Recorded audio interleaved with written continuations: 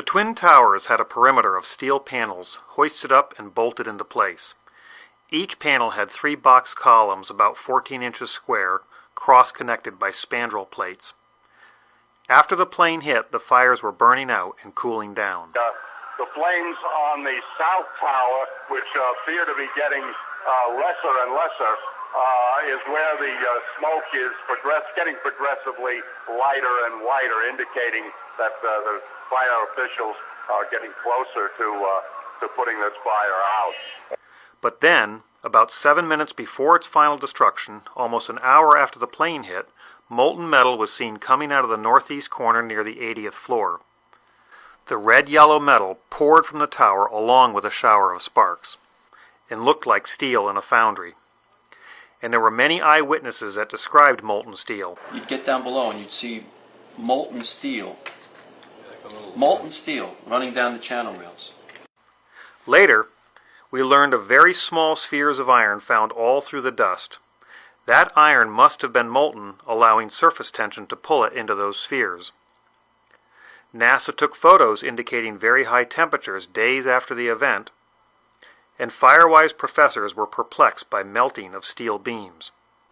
And so we have direct video evidence, eyewitness accounts, forensic evidence, photographic evidence, intangible evidence, all corroborating temperatures high enough to melt steel.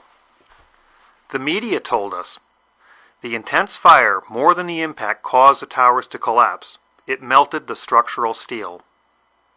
But there's a problem. Office and open-air jet fuel fires cannot melt steel. The National Institute of Standards and Technology said that the maximum air temperatures was about 1,800 degrees or 1,000 degrees colder than what's needed to melt steel. So what can melt steel and explain all the evidence?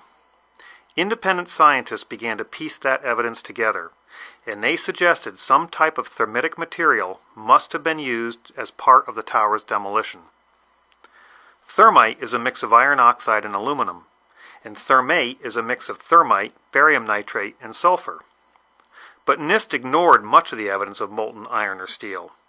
They provided their own theory for that yellow metal pouring from the tower. NIST understood that molten aluminum is silver, not red-yellow. So NIST developed a theory to explain the color issue, stating, the molten metal was very likely mixed with large amount of hot, partially burned solid organic materials, such as furniture, carpet, partitions, and computers, which can display an orange glow much like the logs burning in a fireplace. But there's a problem. Office materials like furniture, carpet, partitions, and computers are less dense and won't mix. They'll float on molten aluminum, like this coin on liquid mercury, and then burn off at those temperatures.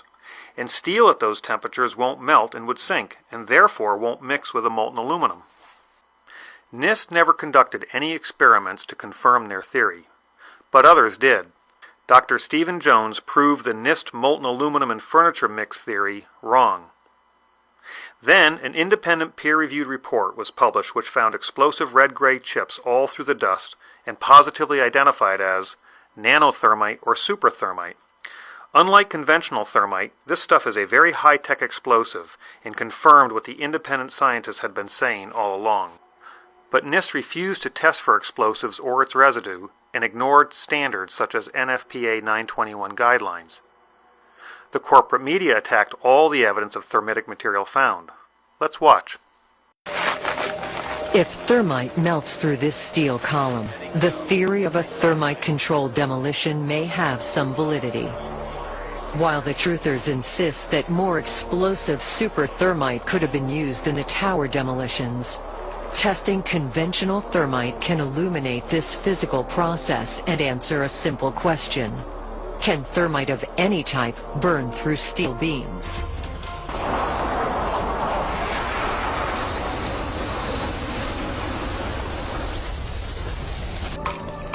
Despite 175 pounds of thermite packed around the steel column, it remained undamaged. Mythbusters says, the events of 9/11 will not be allowed to be debated and discussed. And they barely managed to melt through the roof of a car with a half a ton of thermite. And the debunking websites say, the thermite would have also needed to cut sideways. Not an easy feat for thermite. You see it's a powder which burns chaotically. Maybe with some device, but no working device has been proven to me to work to cut a vertical column. So we are led to believe that thermitic material cannot melt steel, cut steel horizontally or vertically, and would take massive amounts to do any real damage. So who's right in this great thermate debate? NIST and the media? Or the independent researchers and scientists who stand nothing to gain? It's time we conduct our own experiments to answer these questions. Can thermitic material melt steel? Can it cut horizontally or vertically? And does it take massive quantities to do any real damage? Many wide-flanged beams were also used in the construction of the towers, connected in a variety of ways. Could thermite cut or weaken such a connection? Using the same beam from my eutectic steel video and another 12-inch beam, I proceeded to make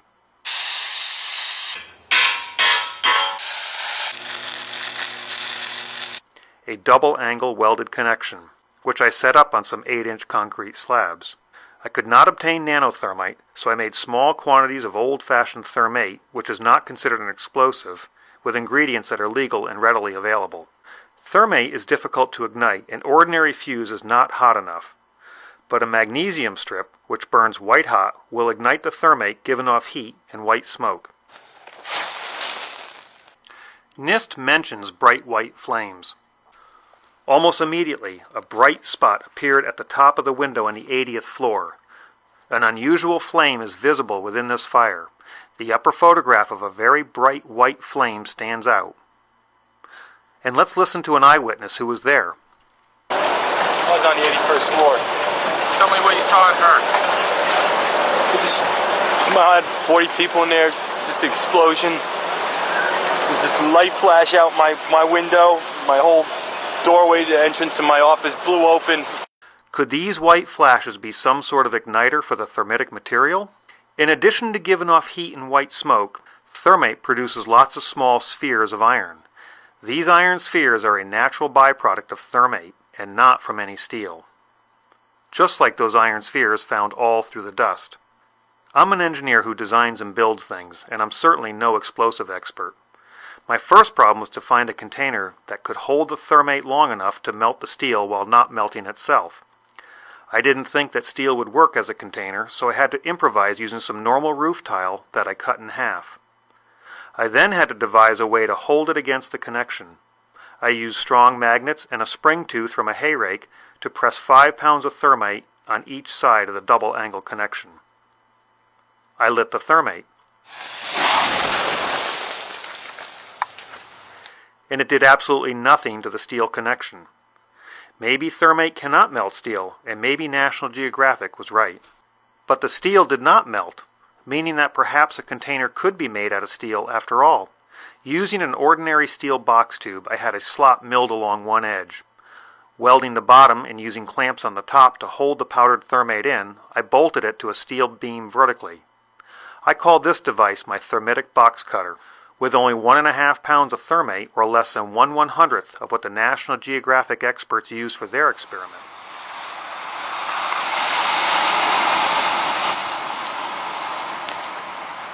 Not only was I able to melt steel, but it also sliced a vertical cut. So I made a slightly larger thermitic box cutter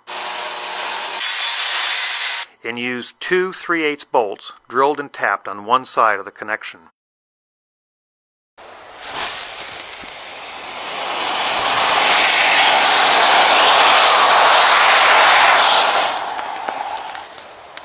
It only took a slight twist to break it completely off. I noticed as the thermate burned, it tended to lose its cutting power, perhaps because it could expand into the area where the box cutter previously burned. So I built a piston-driven box cutter using a compressed car hatch piston. I added sheets of tungsten to minimize the burnout and allow the piston to slide better. I then bolted my contraption to the flange of the column and ignited the white-hot magnesium.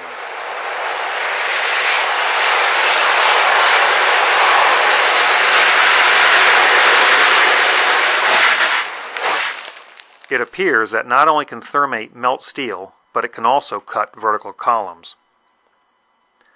So why bother to use incendiaries like thermate and not high explosives? I think it's all about keeping things quiet before the main event. Using thermate may take longer to weaken such large columns in the towers, which may be why we see the molten steel several minutes before its final destruction. Here is less than 1 3/4 pounds of thermite, or 1/100th of what National Geographic used, quietly burning. And here is less than 4 pounds of thermite focused on the web of a wide flange.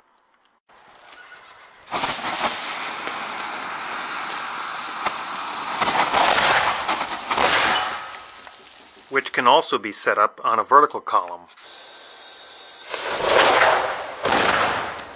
The web was reduced in thickness with gaping holes, thinned to almost razor sharpness, with a Swiss cheese appearance.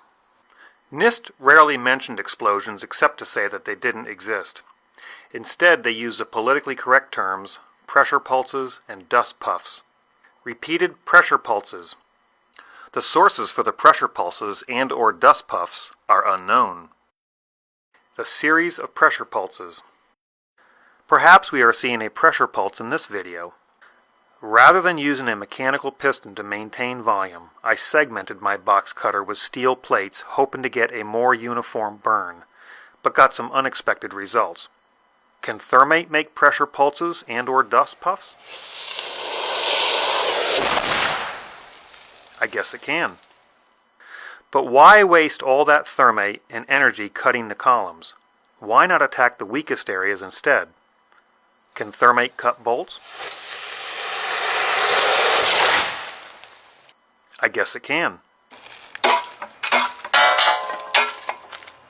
But what if just the head of the bolt is exposed rather than the nut and the threads? Can thermite be configured to cut just the bolt head? I guess it can. And without any evidence on the other side. I don't think that something like my piston-driven box cutter was bolted to the office walls, or trash bags full of thermite used. It's more likely that any pre-weakening thermitic material were hidden inside the perimeter box columns. I had a replica of a segment of the WTC box columns made up. And like the Trade Center iron workers, I bolted the segments together. And made 2 sets of my 2 bolt blasters, placing them in the access hole. Let's listen to another eyewitness. Like, it sounded like gunfire, bang, bang, bang, bang, bang, and then all of a sudden, 3 big explosions. Is it even possible that thermite could do this? I guess it is. I made a 4-sided box cutter split in 2 pieces so they could be inserted inside the column. I held it up on the burnt-out bolt blasters and thought I could hold it down with magnets. Let's see what happens. I think my box cutter blew about 30 feet up, consuming valuable energy and trimming my tree in the process. Nevertheless, the inside of the column was cut about 3/4 of the way through.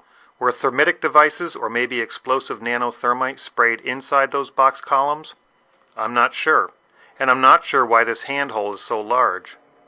Or why the side of this box column looks like it's blown outward. Or why 3 columns have a more intense glow, followed by 6 columns that don't, followed by another 3 that do. But I have an idea. But I do know that it's impossible for jet fuel or an office fire to melt steel or iron, which means the official story is wrong. Yet despite all the overwhelming evidence of explosions in molten steel, some people will still believe that this is aluminum and believe Building 7 fell naturally from an office fire. But those people will believe anything. Meanwhile, the government lies while the media hides the truth about 9/11. Can thermite of any type burn through steel beams?